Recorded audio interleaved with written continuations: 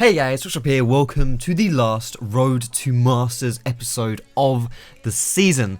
Before we get into anything else, I just want to draw your attention to this one specific play we're starting off with in our Blitzcrank game.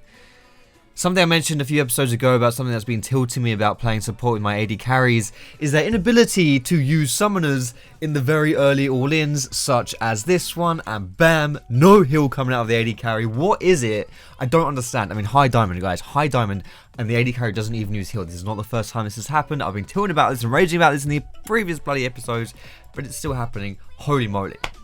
So, how are you guys doing? I hope you guys are having a good day. Like I say, this is the last episode in our Road to Masters for this season. The last episode we were playing, we were almost in our promos. So today we are one win away from our promos, and we're going to be showing you that this process today. This is also our promos into Diamond 1. So really, again, these games were played like 2 or 3 days ago. So maybe 2 days ago. So if I win these promos, get into Diamond 1, then I can really make a shot for Master Tier. If I don't win these promos, then pretty much the dream is dead because I'm running out of time. I'm not going to be able to get through it. You can see here as well, some of you may recognize the Elise's name. This is Domingo, the French streamer. I didn't even realize it was Domingo at the time. I was just playing League of Legends. But yeah, we're playing some Blitzcrank today. Blitzcrank being probably our best champion overall. I think I'm like a pretty good Blitzcrank, and I feel quite confident when I play him. So yeah, this is one of those games which is it starts off like okay. I mean, you can see the score, we're like equal right now. They do have quite good late game scaling team comp, but it's not like we have a terrible team comp either. This play right here as well, it looks like I'm just getting caught out, but what actually happens here is our Lee Sin walks up to them and W's in for some reason, and then he gets caught out. So I'm just like, you know what, Baron's up, I'll stand in front of you, mate. Which is why you can see me here saying, yo, be careful, because if I don't die there, Lee Sin dies. And I think, like, I could just be like, oh my goodness, Lee Sin, why are you dying? What are you doing? You suck, blah, blah, blah, blah, blah. Excuse me. And I could be saying that. But the thing is, if I say that, then that's all good. I can rage, I can do all that bullshit, whatever. But does that actually help me win the game? Because I would rather have the support die in that situation when Baron's still up than the jungler die. And as you can see, we actually get a 5-man sweep. Ace right here. We do lose Misfortune, but still getting Baron off this and 5 kills is a really good turnaround. This puts the kills kind of equal again because we were pretty far behind at this point. So really the comeback is on now for us. Like this, it wasn't the best start, it wasn't terrible, but we kind of had like some throws and stuff.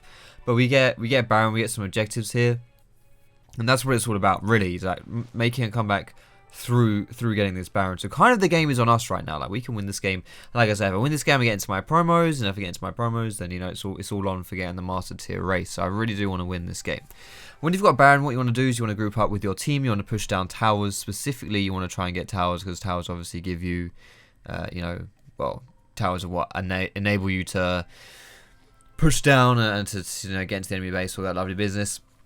And here I kind of get caught out a little bit. This one is actually on me. This is generally me just getting caught. And then the enemy team kind of chases in. And this is a bit unfortunate here is I aim a grab at like Jhin or Orianna or someone like that, and I accidentally grab Jax. Now this clip cuts a bit too early here, but basically we kind of lose that fight there. Pretty much because I grabbed Jax and Jax jumps on Misfortune and there's nothing she can do about it. So that really sucks, honestly. Grabbing Jax there is just really terrible.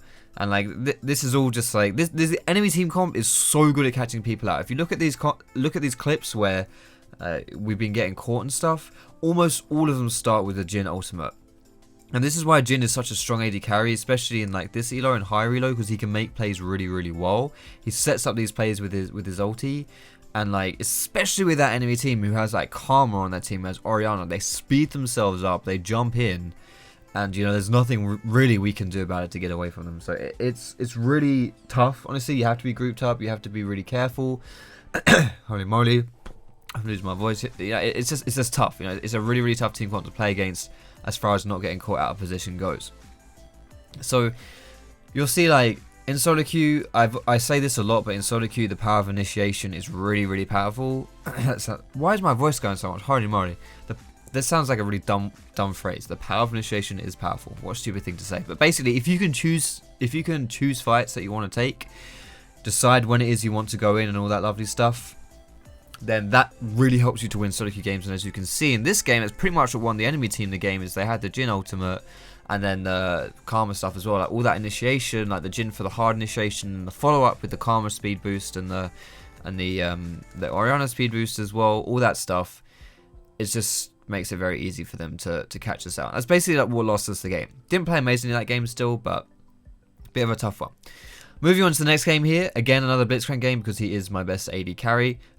He's not my best AD carry, probably would be my best AD carry honestly. I'm probably terrible on anything that, I could probably play Blitzcrank AD better than I could play any other AD carry. But no, Blitzcrank support obviously. And again, this time we do the level 3 play, and because my AD carry, can actually use summoners, we actually get stuff from it. So that's really good. Fantastic stuff. We don't lose the 2v2 in the early game and pretty much throw the whole lane and make the whole game really hard for us just because we can't fucking press summoner heal and we're supposedly high diamond master tier players. Okay. But that's all good. So we're getting some really good, nice, aggressive plays going here this game. And doing what we're doing here, having the pressure in our lane is really important. So even in this play specifically, we don't get the kill. Firstly, we chunk them down low enough so that the the ally mid laner, the Orianna, can look at this and be like, okay, I want to roam for this because this is, these are easy kills for us. So not only is that good in that sense, it's also good in the sense that, okay, if we want to make plays, we have the initiative, we have the pressure to be able to make these plays if we want to. Again, this Xerath, by the way, is Domingo, the Domingo de French Primaire from the last game. So we in this elo you tend to match up with some people. I wasn't actually ghosting this guy or sniping him. I was just spamming games to try and get my elo. I mean, you can kind of tell by you can look at my eyes. I'm not looking at my second monitor or anything. I don't even think I'd be able to record at this FPS if I had a stream open on my second monitor as well, but who knows. But yeah, so it's kind of cool to be placed with similar players, because the Elise in this game was also our Elise Sin from last game, who played fairly well. So it's nice to kind of meet similar players and have all that lovely stuff going on, because I think it's nice, at least from my perspective, because I see similar people going playing in games, and it kind of builds it makes it feel like a community in that sense, you're playing with similar players, and it's kind of cool. I don't know, a bit of a weird thing to say, but yeah, it's something I've kind of noticed a bit more playing when I've been playing more solo queue like I have here. So in this play we get a really good catch onto Morgana, but then we just pretty much just go do something really stupid here, which is to not respect the enemy team and their power to kind of turn this around. I knew Xerath was on his way, that was really obvious. I knew for sure that the Xerath was going to be coming down, and he even fired a Q out, and I still didn't back away because I wasn't really afraid of him. But then when Sejuani shows up, then we're all screwed, but we didn't respect the Sejuani's potential to be there, and there was just there wasn't really any purpose for us to not be there. Does that make sense? There was no reason for us to stay. Because it was not like we did anything there. It's not like we achieved anything. We certainly weren't going to get that tower, because I think it's already dead. Or even if it wasn't dead, then we wouldn't be able to do anything special with it being on that health. There was nothing going down. There's just no point staying there. But either way, that was a pretty stompy game, this one, compared to the last one at least. The last one was kind of close. This one was just a bit of a stomp. So that's nice. We're now back to being within one win from our promos again. So if we win this game, we'll be in our promos, and if we get into our promos, then we'll be all sorted for, trying to get to that Master Tier. 'Cause if we get into our promos and win, Master Tier is a very realistic opportunity for us to have. So this game starts off pretty much, I don't want to say the worst it could be, well, because that's, we're not dead or anything like that, but just as far as team comps go, it starts off being it's going to be a hard game for me.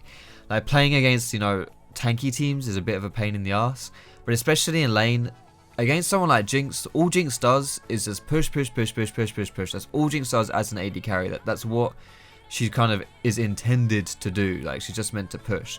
Now, I kind of actually disagree with this play here, with specifically the Kha'Zix's positioning on this one. He just really pussied out of this play. He didn't want to be part of this, but you can see by the LeBlanc's health. I mean, I even failed my ignite. She should have died there, and she survives on 10 health even after it. I just completely.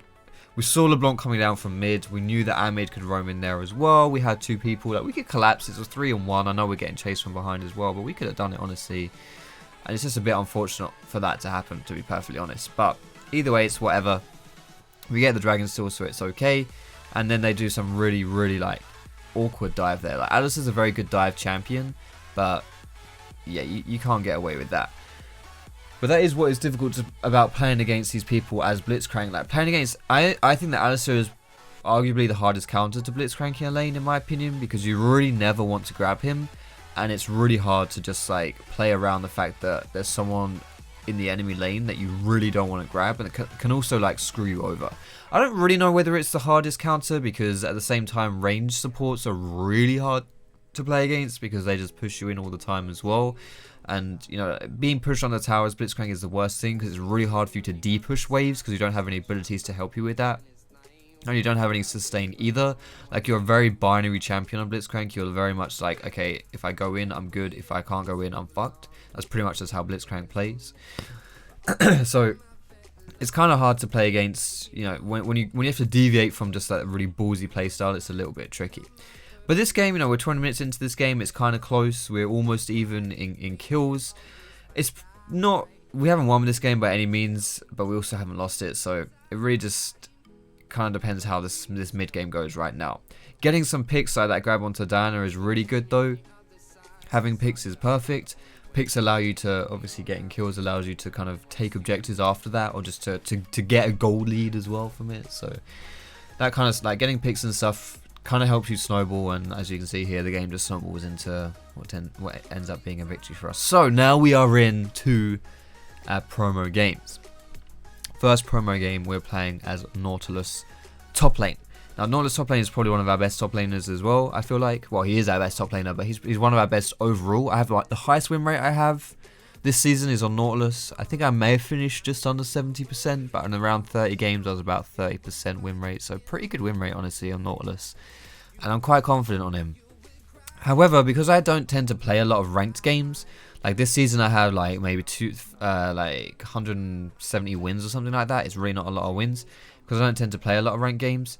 I don't really have good knowledge of matchups. Like, my matchups are, I know what Nautilus does, but I don't necessarily know what the enemy champion does. Like, and in this case, Nasus, like, Nasus has changed. Like, they buffed Nasus and they changed the way he works. And there's like a new build that like people are doing on Nasus, and it's really, it's really strange. Like, you'll see what he builds this game. I'm losing my voice again, holy moly. You'll see what he builds this game. But basically, they go double Dorans or just one Dorans. And well, this guy went Corrupting Potion and Doran's Ring. So they get loads of regen. And then he rushes Easy Rock Portal. And it's like, he pushes me over. Why? Oh my god, my voice, man. He pushes me over and over and over. And it's just like endless. You know, he endlessly pushes me in. And it's really tricky. It's really tricky to play against. So as Nautilus, you're not particularly good when people push you under tower because you can't last hit under tower very well, and your de-pushing abilities don't tend to be too good either. And if you face a lot of poke from range, then that's not nice either. That can be really hard to deal with. But overall, you know, if I can get out of the lane phase and get into mid game, that kind of stuff, I'm usually fine. I'm sorted. Now, this is one of those plays where I'm trying to like help my team here, and really I kind of just shouldn't be here at all, honestly. Like, I decided to get in a bit too much there, and it doesn't really work. We had a really good early game here, but then we kind of just start throwing as a team. You can see now, like, we're 13 minutes into the game, and we are behind in kills, which is pretty impressive, honestly, considering we had like 4 kills to 1 or something like that. So not only were we really far ahead to begin with, but also we should have been able to use that to snowball, and we kind of fought a little bit far behind. But I'm doing fairly well in my lane, at least. But having said that, like, this is something that's just kind of hard to see from the perspective of like a gameplay, like replays like this, the highlights, like the pressure. It's really hard to see the pressure in lanes, and this Nautilus just always had more pressure than me. Like, you can even see now he's pushing up into my second tower, and I don't even have his first tower. I'm 3-1. I don't know what score he is. He's 0-5. Like, this guy is 0-5, but he still just out pushes me all the time, and I just can't deal with him. He's just really hard to play against. Like, this guy, like, his E absolutely destroyed me. He can just permanently disengage. The build he goes for with the Doran's Rings means that he can just, like, you know, never run out of mana as well. His Easy Rock Portal means he's always pushing again. It's just like a really, really hard matchup for me. I was finding this game. Like, Nasus was just really, really difficult to play against. But still, as Nautilus, I'm good for just doing Nautilus things, such as, you know, look at that, by the way. Juicy. My almost this game has been really good. Like, you saw the one on Z under tower before. It was like really, really solid. Managing to catch him out like that. And then on MF there as well. Really good stuff. And that is the good thing about this game, is we do have a very good late game team. Twisted Fate is very good in the late game because he can like make picks and actually have a butt ton of damage. But the same for Jinx as well. Jinx is one of the best late game carries in the game because like her auto attacks just absolutely shred people. She can do them from really far away. She's got this permanent like attack speed buff going on as well. So her auto attacks just absolutely destroy people. And being able to catch people in that situation like you just saw, getting Baron as well, is all lovely stuff. And you can see the build I'm going for is like a really strong kind of, well, just a really strong build overall, but specifically for kind of fighting this Nasus. Like, I'm not sure if you'll see it in these highlights, but I went 1v1 versus Nasus a few times and I just put, like, there's nothing he can do against me, really. But this is also something which I mentioned in my previous video about Miss Fortune, why I think she's one of the just like most broken AD carries, is because her ultimate is just absolutely disgusting. So here I try to get like a good engage here. Like I engage from one side, my team gets in on the Z, but then again the Misfortune ult comes through and just instantly kills 3 of us. Like that is just a ridiculously fast kill for them, considering I have 250 armor and 2.7k health. I died in one Misfortune ult. That is absolutely bonkers, and she like. Absolutely bonkers. Misfortune ulti completely destroyed us in that last team fight at Dragon, and completely destroyed us there as well. So I thought it was a good, like honestly, like a good engage there, but it really wasn't. I thought I was getting a good catch on them. I thought I was going to be able to catch them out of position. You know, I get in on the Misfortune, I ult her, I zone her. It gives my team enough time to maybe pop like someone from the enemy team, because they're kind of split as well. I thought it would be good, but Misfortune ult just absolutely obliterates us. And you can see in the bottom, I'm pretty devastated, honestly. I played 7-2 and 10, 7-1 and 10 until that last team fight, obviously. And it's just not enough, you know. We just couldn't win. We had a good start, 8-2 and 10 now. Good start, but it just wasn't enough, honestly. And I can put some of that on myself as well. That last initiate right there wasn't particularly good in hindsight. I thought it would be good, but it wasn't. The fact that I had such a bad kind of, you know, just like bad pressure compared to Nasus again really isn't good either. Now this last game starts a little bit later because I kind of forgot to put my recording on, which is my bad, obviously. But I was too engrossed in the games. I was just like, holy shit, I want to play these games. You know, I just forgot to switch on the recording. But you can see like 22 minutes is pretty much an even game as well as far as kills go, but it's not really an even game as far as the pressure goes, because these guys are just absolutely destroying us. And surprise, surprise, look at my score, 0-5. I'm getting absolutely, I got like really manhandled in lane this game, and it's another Nasus top lane. Now, Nasus top lane is just, I'd never played versus this guy in this season. Never. I'd never done the Nasus versus Nautilus top lane matchup. And then I play against it 2 games in a row. 2 different people as well. And both times I just got shat on like really hard. Honestly, the first time wasn't that bad, but the second time was really bad. Like this guy absolutely destroyed me. Like legitimately 100% out, like was just so much better than me this game. And it was really sad, honestly. Like look at my score, I'm 0-7. It's depressing, honestly. Pretty bloody depressing to have a game like this. I mean, I was trying so hard to win and to carry and all that lovely business, and instead hit my promos into D1 and I just failed really hard, you know. So pretty much after this series I didn't get into Diamond 1. I got put back into like mid D2 because of this as well, like D2 60 points whatever, so I need to win 2 or 3 games to even get back into my promos. And it was just like, with the amount of time I had left, it really was, I don't know, it wasn't feasible, honestly. It just wasn't really possible. Now, we managed to defend for a little while longer here, but we all know what the outcome of this game is going to be. We're not going to be able to defend like a 10 health Nexus against a Nasus. Even a 5v1 Nasus we wouldn't be able to defend, let alone their whole team. I tried a different build as well this game. I tried to rush the Rod of Ages. I've never done that before, but I tried to because I didn't really feel like the Nasus would like destroy me as hard as he did. And he absolutely wrecked me. Like last game, the Nasus in the early game didn't do anything to me, so I thought, okay, if I get Rod of Ages early, I'll have the damage to actually like pressure him in the early game, maybe like stop him from just endlessly pushing, but I couldn't. He just destroyed me before I got to that point. So yeah, this is the end of my Road to Master journey, really, guys. Pretty depressing way to end, just sucking really hard. Arguably the worst game of the whole season for me on my top laner, and didn't have enough enough really to whip out the old win in these promos. But I have learned a lot of stuff from playing in these past few games, like the past few days, sorry, when I was really like just grinding games to see how high I could get. And I learned a lot of stuff, and I'm really looking forward to next season, because I'm probably going to do a lot of videos like this one as well, because I feel like this allows me to play more games and I can focus more as well, because I'm not like having to commentate on what I'm doing at the time as well to try and make an entertaining video. So I'll do more gameplays like this most likely, and I'm feeling good about next season, about being able to get Master Tier next season, because I think I'll be able to do it. I think I was playing well enough that if I just kept playing, I would get Master Tier. So that's really the aim of the game for me. So thanks for watching this video, boys and girls. Thanks for being with me for my journey, my road to Masters. I'm sorry it wasn't quite the ending we were looking for, but at the end of the day, the journey hasn't ended, because we're going to continue it next season. So if you did enjoy the video, feel free to give me that cheeky thumbs up. You can subscribe to me for more League of Legends content. You can find me on Facebook, on Twitter, and catch me streaming over at twitch.tv/Foxdrop. But all those links are down below in the El Descriptione. Most importantly, thanks so much for watching, boys and girls, and I will see you in my next video.